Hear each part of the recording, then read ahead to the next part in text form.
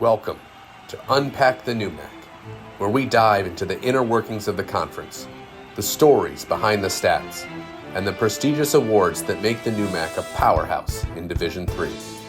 We'll celebrate the academic excellence of our student athletes, the incredible leadership of our coaches and administrators, and break down the path to becoming national champions. It's a lot to unpack, and we're here to do it. It's time to unpack the NEWMAC. Hello, everybody. Welcome to the second episode of Unpack the NEWMAC. My name is Lindsay Colbert, and I'll be your host today. And we are joined by Julie Ryan, the head field hockey coach at Babson College. Welcome, Julie. Thank you for your time. Great. Thanks so much for having me. Awesome. We are going to chat about a lot of things today, but first, I want to get a little bit about your background. Obviously, you are a field hockey student athlete at the Division I level, Quinnipiac, correct? Correct. Yep. Hall of Famer. So that's great. Congratulations on that. Thank you. I just want to talk to you a little bit about how your experience as a student athlete has affected you as a coach and what drew you to coaching. Yeah, I played 4 years at Quinnipiac. My freshman year actually was our first. It was the first year for the college to be a Division I program. So I kind of came into that at a great time, really really exciting time. By my senior year, we were eligible for the NCAA tournament. I think that we were the first program to make the Division I NCAA tournament that year, and I think that experience alone really just kind of opened my eyes to the full picture of college athletics and kind of all that it can provide for student athletes. And I think that experience definitely, was a lasting memory for me, but something that I felt that I just couldn't walk away from the sport at that moment. So I had the mentorship of Becca Main, who was at Quinnipiac for over 30 years as the head coach. She just retired a year ago. And, I think her leadership really helped me to kind of navigate what that next step with keeping field hockey in my life was. So I think, I certainly credit her to kind of my experience and just keeping me in the game after college. Absolutely. I think great coaches certainly have that effect. Similarly, I went to college at Emerson and I had no desire to coach. And then I left Emerson and decided I wanted to coach. So obviously, great coaches can have that lasting impact. You've now been at Babson for 18 years. How have you grown as a coach? Has your coaching style changed? Yeah, 18 years is a long time. It's actually gone by quite fast. I think I felt so fortunate that Babson, was my opportunity to become a head coach. I had come from Boston College, and prior to that, I was a GA actually at Springfield College for a year, and before that, I was at Yale. And I think I was prepared by a mentor named Ainsley Lamb and also Pam Stuper, and they were kind of two of the best coaches I think in college field hockey at the time. So I came to Babson, with the confidence to come in here and to kind of take a program that, had previously gone to the NCAA tournament the year before with some really strong players that were graduating, but to kind of just start the program with as a coach that was not coaching multiple sports as the previous model. I kind of got to start from the ground with it. I think for me, it's been a very rewarding and fulfilling experience. I think that there have been a lot of different steps that, different recruiting classes, different captains and leaders have helped us to get to. And then we get there and then we climb a little bit higher. And I think that, the success that, we're seeing today is a result of that first group that I had and their willingness to trust me and their willingness to be the foundation kind of for what this program is all about. And I think that, it has taken 18 years to kind of build it to where we want it to be. And maintaining it is just as hard as building it. But I think that it's been a very rewarding kind of fulfilling process in terms of just the interactions and the relationships I've been able to have with so many student athletes at Babson.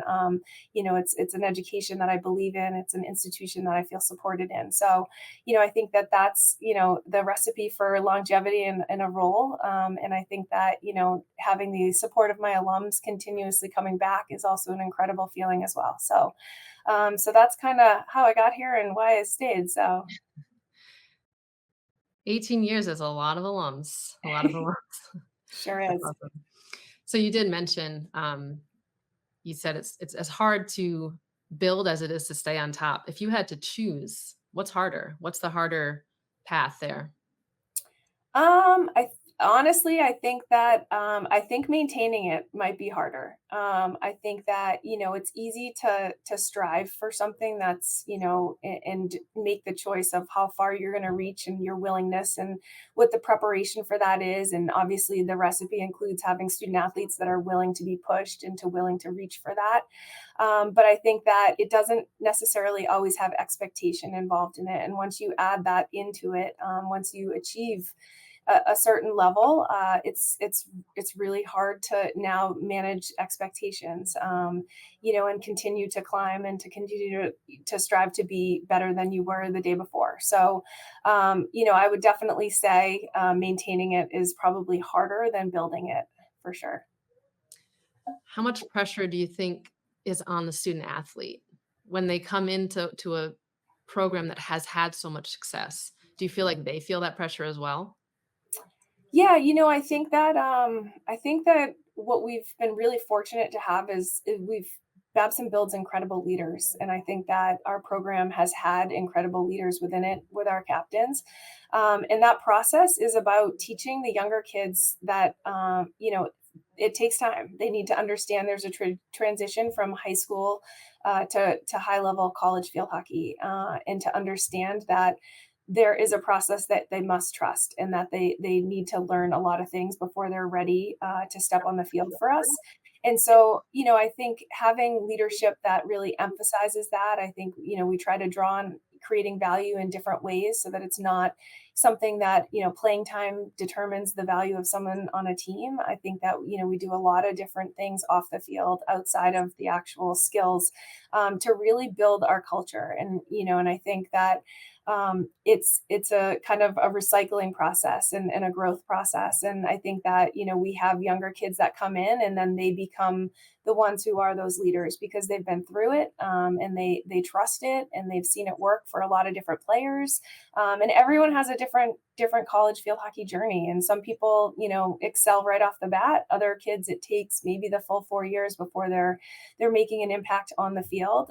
But I think what we really try to pride ourselves in and with our program is that, we find value and people are adding value to our team in so many different ways. And I think that, it keeps a lot of kids working and continuing to strive for what those goals are that they're doing. But I think that what they do really well is everyone takes care of what their role on this team is. And it's a hard thing to create. It's hard to keep 29 people happy at all times. But I think, to be able to know that, we're developing these student athletes individually, but then collectively as a group, and that they're part of, history and now tradition and a legacy that, is theirs to write. But, I think that they really value that and they see, the big picture of what this program is about. And it's less about the individuals and more about the culture of the group and the effort we put in as a whole. How would you describe that culture?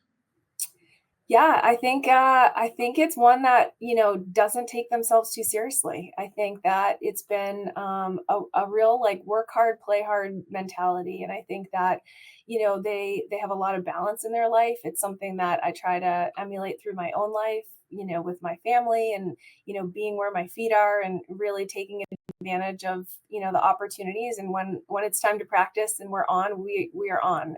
But when we're off, I think it's those moments that are again building the relationships that are so important to our program. And we take pride in doing a lot of different activities and details that are going to allow us to kind of to get to know each other on a different level. And I think that there, is such an emphasis on that and really understanding people, and building the trust for each of those players, with each other, and then also with our coaching staff. And so we do a lot of different activities right now. We're working with Becky Burley, and really continuing to manage our culture and to keep it really healthy and thriving, especially as we make a final push to the end of the fall.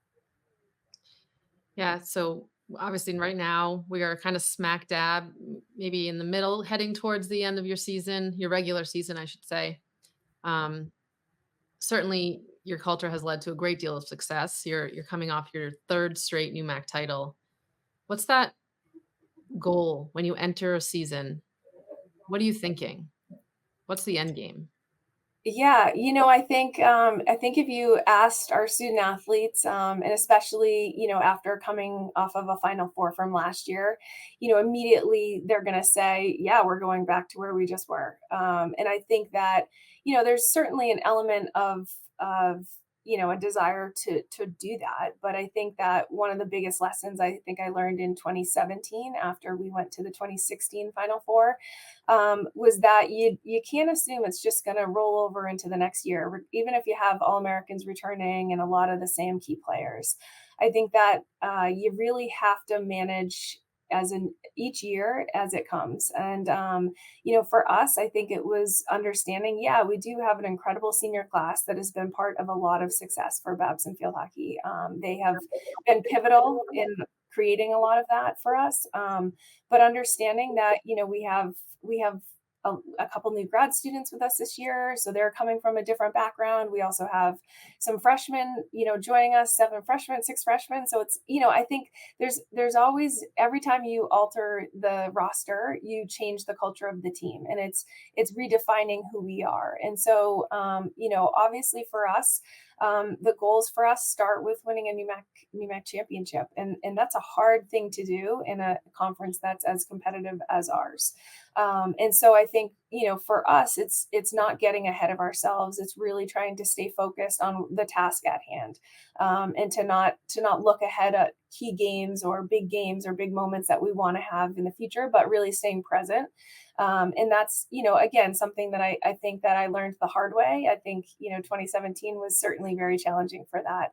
And we were constantly looking ahead and just thinking it'll just happen, just like it did last year. And so I think, we've really worked this year very intentionally to try to create an environment that is not getting ahead of ourselves. And so, yeah, I think if you asked our senior class what the goal is, that's where their eyes are. But I think they also have understood and been through the process with incredible leaders ahead of them, that have taught them, how hard it is to win a NEWMAC championship. So I think that is really the task at hand, is to finish out this NEWMAC regular season, and focus on each of the final 3 games we have in the NEWMAC, and then take what we get moving forward after that. So you talked a little bit about how strong the NEWMAC is, obviously having been here and seen it for many years. Can you talk a little bit about the growth of the NEWMAC competition and how that has helped you in the national landscape as well? Yeah, absolutely.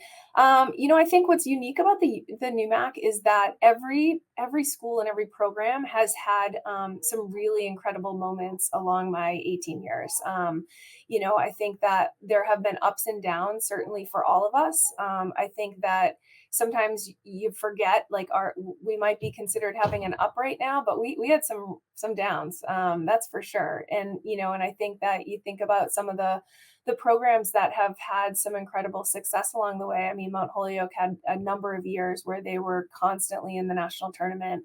I think Wheaton, when I first got here, very competitive, really, really tough players. So I think that there's been this level of, I mean, maybe it's inconsistency in terms of like who the key people and key teams are in our conference. But it's a competitiveness that you have to stay ready for, and that you can't count anybody out in our conference. And I think that, that's been such a unique part of it. I think, when I think about kind of where we've grown to see, 2 teams going to the national tournament consistently for the last few years, again, really kind of goes back to the strength of that. And I think what you're seeing with across our conference is, is the choice for our non-conference games is also helping our conference. You're seeing a lot of teams that are choosing to play the NESCAC teams and choosing to find the top 20 games, and to put them on their schedule. And I think, across the board, that's making our conference more competitive, and the willingness to kind of take those risks and to really strengthen our non-conference schedules. And I think that that's been fantastic. But I do believe that every program has had their ups, and I think, it is ups and downs. It's hard to win. It's hard to sustain it. But I do think that, everybody in this conference has the capability capability in my mind to make a big run in the conference. And so I think that creates a level of, readiness and not underestimating anyone you're playing, just with the strength and the athleticism that we're seeing across the NEWMAC. Yeah, absolutely. Babson has certainly had more ups than downs. I think we can all agree since you started. Your peers have voted you Coach of the Year 9 times. You've had 4 Regional Coach of the Year honors. What does it feel like to have your peers recognize you in that way? I think it's incredible. It's very humbling. I think that the level of respect that I have for all of them is very high. Each of them has had a different journey to the place that they're at now, and I think so many of them have been mentors for me. I think working on the NFHCA very closely with Andy, and then also just kind of the common respect that Shooter and I have for each other, and the competitiveness that we bring to each of the games we play against each other. To have LA join the conference, and she's such a great resource. She knows every rule and every NCAA kind of in and out that we need. I think that everyone across the board, really adds so much to our coaching group. And I think, what's certainly unique about the field hockey coaches group is just the respect that we have for each other. We have a text thread that kind of continues throughout the fall to make sure everybody's on the same page, whether it's nominating for national, players for different awards, whether it's rule changes or suggestions or creating, games that we can work together and kind of consistently have a breast cancer awareness game or a pride game.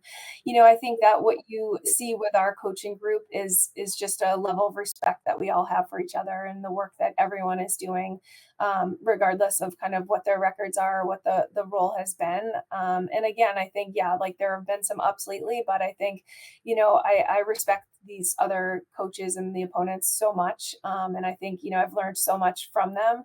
And I think it's been a really special journey to kind of be part of this conference and with these colleagues. Yes, as somebody who has the opportunity to meet with all of the coaching groups throughout the conference, that is not always the case.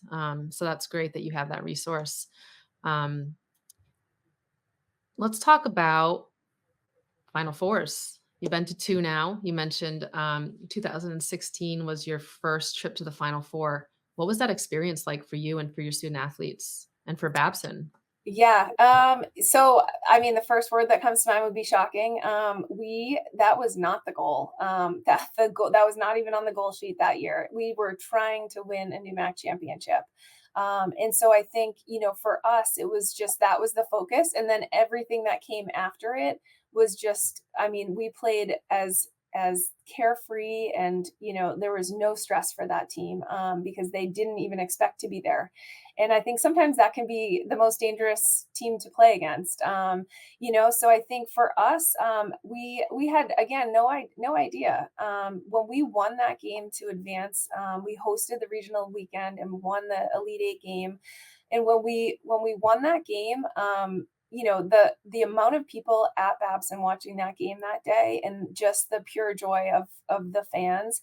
One of our associate AD said to me, like, "You're the first women's team to ever do this." I'm like, "Really?" Like, I didn't even know that. I would have assumed women's basketball did it, or some of these other programs with a long line of tradition with success. But for us to have that moment was so special. And I think that team really represented a very blue collar, a little rough around the edges, but like a desire that was unmatched, and a willingness to work.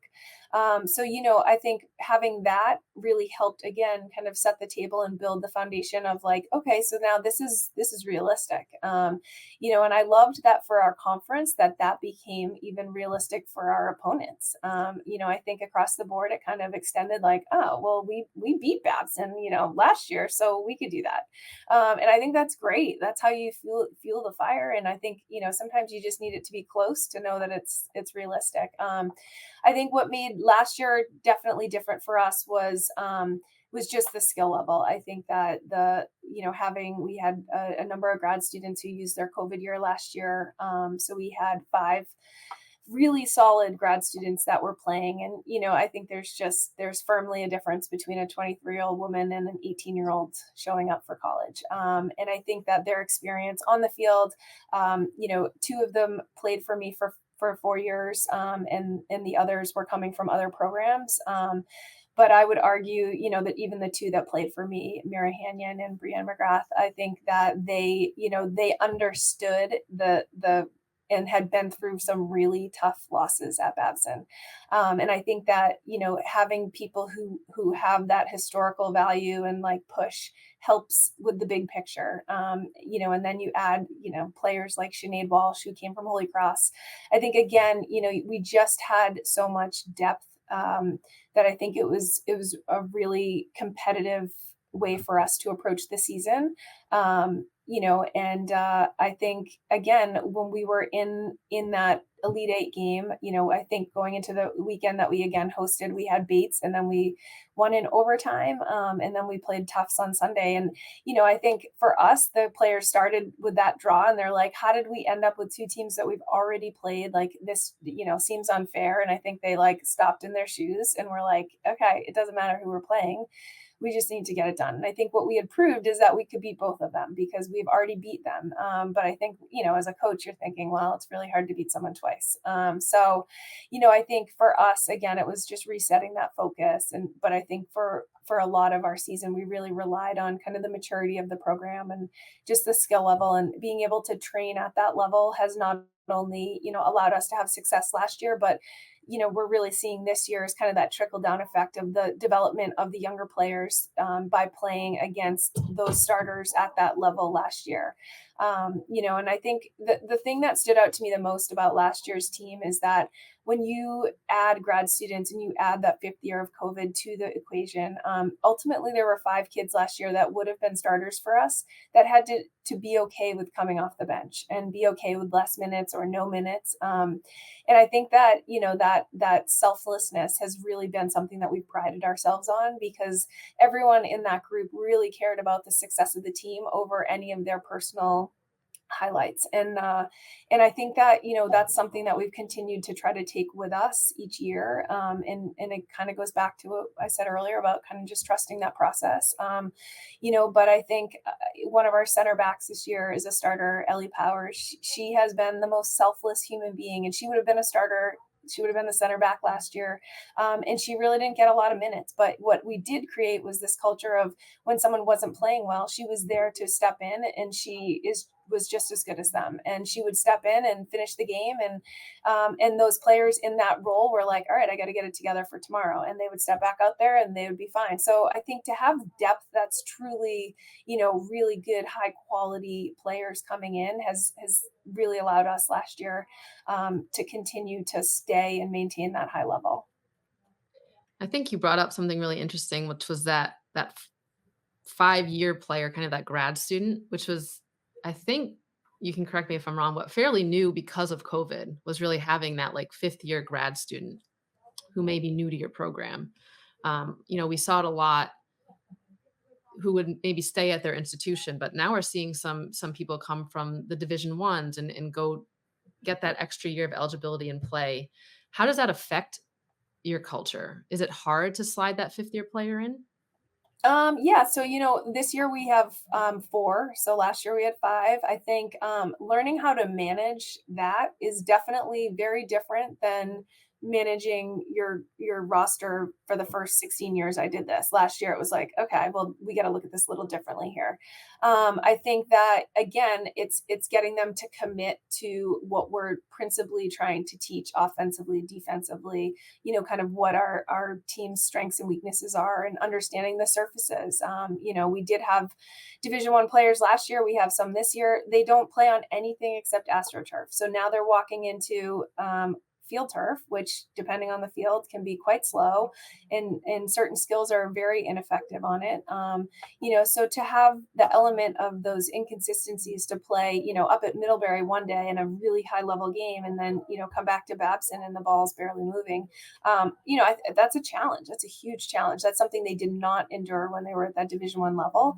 But in terms of just getting them to buy into the culture, I think again, a lot of that credit goes to our leaders and for them to understand the value of these student athletes. There's nobody that I would allow to enter into our team that I felt was going to mislead or misguide or interrupt kind of what our team's culture was. So, I think again this year we have Brooklyn Lamb, who came from BU. We have Sophie Croce, who came from Rhodes College, and then we have Katie Gooden from Holy Cross. And Andrea Marguerite played for us here, so she stayed. But again, I think you have 3 kids who came with very different undergrad experiences. And I think that there are so many things they can draw from those experiences, and bring to us and help us and help teammates grow and get better. But I think that the maturity is certainly the biggest piece that is it's incredible to have a new player at that level of maturity. There's no freshman that could ever come in with that type of experience and confidence in themselves. It definitely is something that we do really focus on, and making sure that our upperclassmen do a good job of kind of helping them with that transition, because that is important. You can't have a team that's not happy about grads coming in to support the program. It's a very unique situation.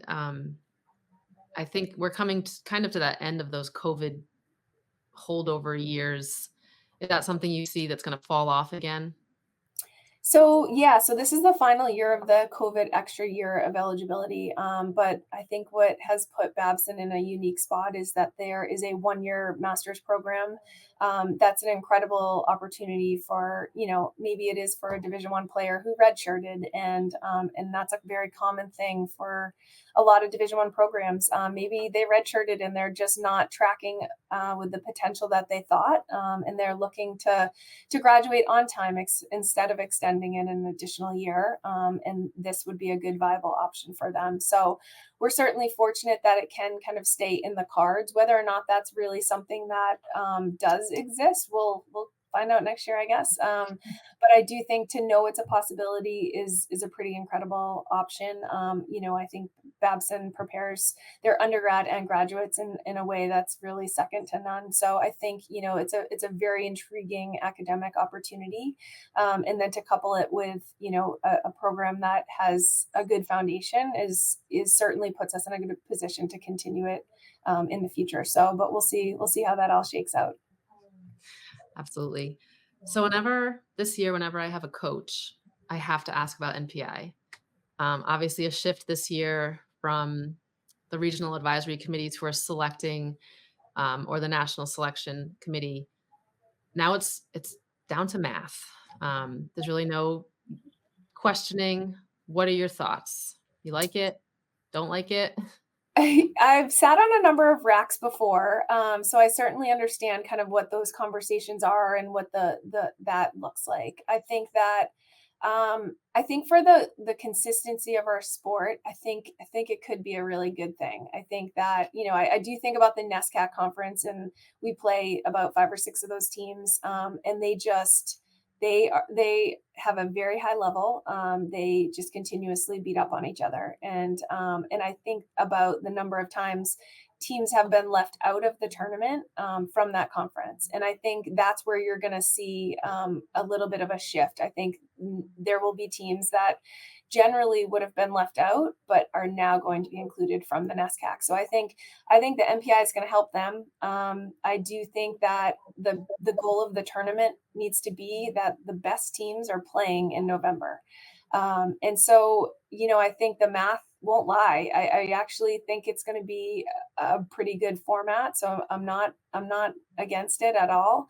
I think that, when things become close or subjective, I think, it can be an emotional decision, or, well, we've already taken too many from that conference. Let's open it up to this. And I think this doesn't allow for that. So I think that we are going to find that the NCAA tournament is the most competitive it's ever been after, switching over to this NPI process. So I think good things are on the way with it for sure. We'll see if I agree with that in a month. But, and I still think that, the hardest part for the committee is going to be placing everyone once those selections come out, because it's, obviously financially driven on, and there's logistics with it. If there are a lot of teams from the NESCAC, there can only be 2 NESCAC teams at each regional site because they cannot play in the Sweet 16 game. So there are, some logistics I think that are going to have to be worked out with that. But it's not like Division One where they'll just ship you out and fly you wherever you're supposed to go. So I think it'll be interesting to see kind of how the committee handles that, knowing that it's going to look a little bit different. With a lot, I think there's going to be a lot of New England teams in the NCAA tournament this year. Do you foresee NPI affecting how you schedule your non-conference? I think that, personally, no, I don't. We try to make sure that we are prepared, and that's how we've always scheduled our non-conference. It's a balance. It's a balance of making sure that we are, playing in competitive games that are going to make us better. We are also trying to balance out having 29 kids on the roster and being able to have games where we know we can get a number of them in, because that's how they're going to gain experience. So I think, your schedule is certainly a balance, and depending on where your program is at, it's important that you balance that well. I think you can't just go schedule all of the NESCACs and think, oh, we'll probably get in, because you have to beat them now too. So, I think but it's also, a shift of creating and what is the next step, and how can we, make sure that we're going to get everything we need during these 19 games that we play in the fall that are going to prepare us so that when the tournament comes, for the NEWMAC and then for the NCAA, that we're prepared properly for those games. So that's, the ultimate goal. I don't think that it's worth getting caught up in like the NPI aspect, because you still have to win. You don't get credit for playing them and losing, unfortunately. But I think that, everyone's kind of has to see where their program's at. And when you can afford to take a little bit of a stretch, you got to stretch yourself a little bit. So I do think it will be good and encouraging, kind of the theme that we've seen with the NEWMAC and the teams in the NEWMAC of really, adding additional NESCAC games that give them that strength of schedule. I think so, certainly teams are going to continue to think about that, but I don't think it can be the driving force behind designing your schedule.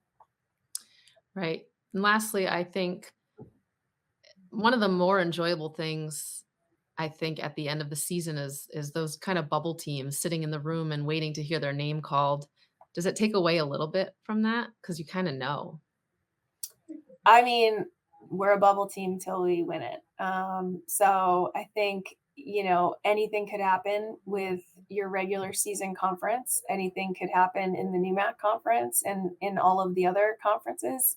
Upsets are bound to happen. Very rarely is everybody winning as expected. So yeah, I don't think, there's not a lot of teams, or maybe 2 or 3 NESCAC teams that, will be there. But I think outside of that, I don't know that I have a clue, right? I think that it's that competitive, that, and again, it goes back to it. It's really hard to win. It's hard.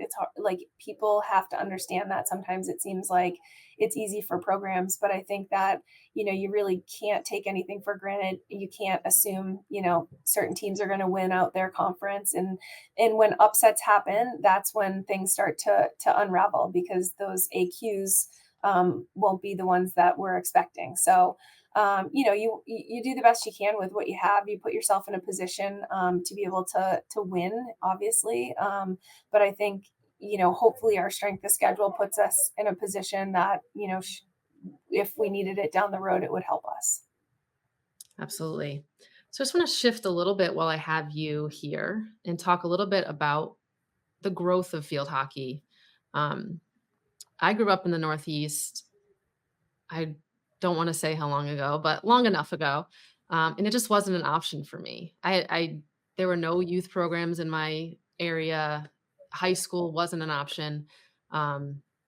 So I really didn't get any exposure to field hockey until I graduated from college. Have you seen a a growth in the sport here stateside? I mean, I read your bio. You started Milton Youth Field Hockey. Can you talk a little bit about what you've seen and how much it's grown? Yeah, I mean, I think that, again, when I go back further than you, there wasn't as many clubs, like, that wasn't really what people did. I mean, I played 3 sports in high school, that's what I thought everybody did, but I think that, the club route is now obviously a huge part of youth sports for every sport, and so, and I think a lot of those clubs kinda back it up and make it for younger and younger and just kind of build it that way. For me, I, live in the town of Milton, and when I first moved there, there was probably 5 college coaches across around, BC, Harvard, that lived in the town. And I'm like, this is crazy for us not to do something to get this sport rolling. And our high school team was just constantly struggling.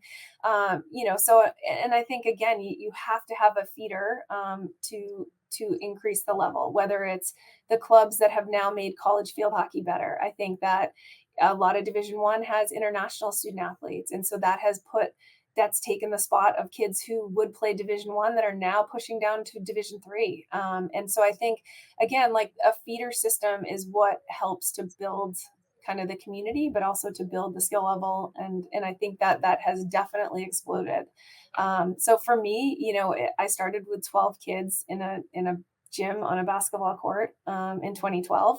And, in the first group I have now, one of them plays at Salve, one of them plays at Colby. So to see the reward of them, starting with me when they were 5 and now, they're playing in college has been incredible. But also, I think to be able to give our community, give back to the community and to be able to, allow the Babson girls to step into the community and also kind of teach the sport that they love and share that love a little bit. I think that that's part of the process as well. And it's always so rewarding for them.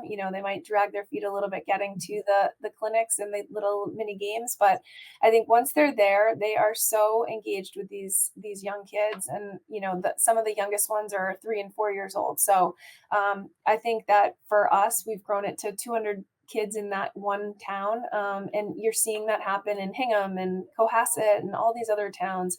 So it certainly has developed at a younger age for sure. I think that, the presence of the national team and kind of the support that we've seen from our NFHCA coaches group towards that national team has really created a community that everyone's pushing for each other and supporting each other. And I think that definitely has not existed, previously in my time as a coach or as a player.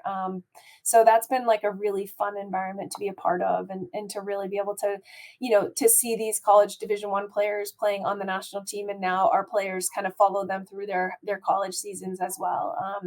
So to see that kind of happen is really fun for them, to see it at that next level. Yeah, I think when I first started working in college athletics, I think a lot of the field hockey rosters were overseas and a lot of Canada, a lot of Europe. Just kind of looking at your roster now, it's really primarily from our area. Is it changed your recruiting at all over the past 18 years? Have you seen being able to find quality, great players in our area versus having to look overseas or Yeah, I think we definitely, when I first started here, I want to say everyone was New England. It was primarily Massachusetts, Connecticut. Right now we have 4 kids from Colorado. I think that we have a number of kids from Illinois, Ohio. So we are definitely drawing on different areas. Pennsylvania is another really strong community. There are certainly a ton of kids in Massachusetts, but I think for us, as an institution as well, we're really trying to get outside of kind of the local recruits and get some access to other states and kids that are talented across the country. We did have a player who was originally from South Africa last year as a grad student. And I think again, like there is a lot out there. We had Brianne McGrath come. She's from Canada. She played for 4 years and did her 5th year last year. So there's certainly talent in a lot of different pockets of the entire world. I think that for us, we love to be able to have a diverse roster that's really going to allow kids to to know people from other communities, to really kind of to respect their upbringing and just kind of how field hockey came into their lives. It happened for kids in different ways. But I think that, being able to have a core group from this area has been really special. And I think it's always nice because of the culture kind of our Babson field hockey parents and the constant meals and tailgates they have. And I think that, that helps the kids, those Colorado kids whose parents can't be here every weekend. I think it really helps to kind of support them, to have those kind of local parents as well. So, we definitely have a real mix of it right now. And I'd say that would be the trend we're sticking with for now. Great. So with growth sometimes comes change. We have a field hockey connoisseur in our NEWMAC office, Taylor Texera, who a new Hall of Famer at Endicott. I told her we were speaking today, and I said, anything you want me to ask her? And Taylor said, ask her about rule changes. So have there been any recent rule changes that you think have been good for the game? I think when I think about the rule changes of the sport, even from my time as a player progressing forward, I mean, I'm old enough that we had offsides. So thank God that's gone. I don't think any forwards would be scoring the goals they are these days with that. But I think, the biggest rule change for our sport, hands down, was the self-start. I think that, taking that and creating that really gave the game a lot more speed. It gave a lot more flow.